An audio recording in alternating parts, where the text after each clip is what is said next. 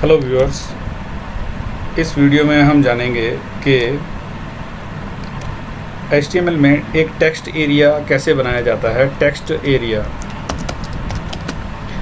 Area वो area है जहाँ पर हम मैसेजेस वगैरह वगैरह या कोई कमेंट वगैरह वगैरह डालते हैं। कमेंट्स, यहाँ पर आपने लिखा टेक्स्ट एरिया और /टेक्स्ट एरिया, बस इतना ही आपको लिखना होता है और इसके बाद जो है ये आपका टेक्स्ट एरिया बन गया। इसको मैं ज़रा सेव कर लेता हूँ, टेक्स्ट एरिया .html। ये टेक्स्ट एरिया फाइल है, यहाँ पर ये टेक्स्ट एरिया बन गया। यहाँ पर आप डेटा को लिख लेते हैं। सपोज़ कीजिए कि आप चाहते हैं कि यहाँ पर ऑलरेडी कुछ लिखा हुआ है, मैं इसको हटा देता हूँ। यहाँ पर ऑलरेडी कुछ लिखा हुआ है कि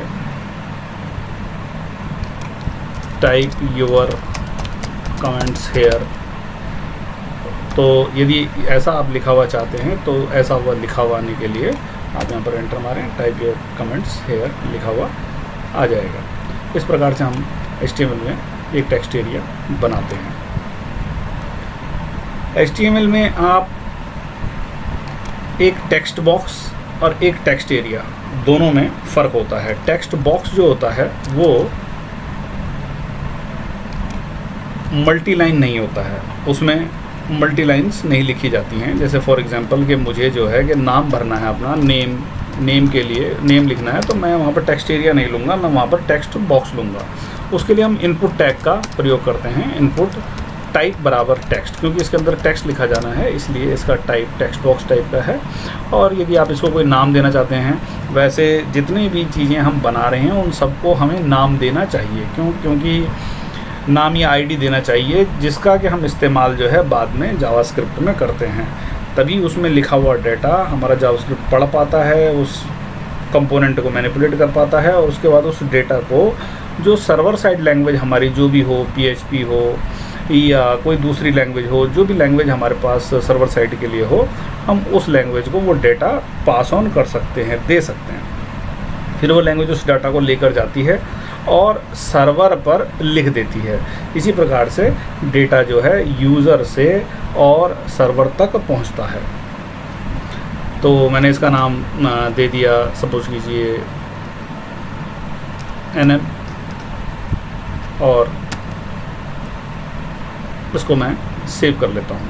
तो ये टेक्स्ट बॉक्स को मैंने सेव किया, मैं इसको अब रन करके दिखाता हूँ। तो ये मेरा एक टेक्स्ट बॉक्स है, यहाँ पर मैं अपना नाम वगैरह भरूँगा, जो भी नाम मुझको यहाँ पर लिखना होगा वो सुनील कुमार। ठीक, तो इस तरह से आपका टेक्स्ट बॉक्स बनाया जाता है।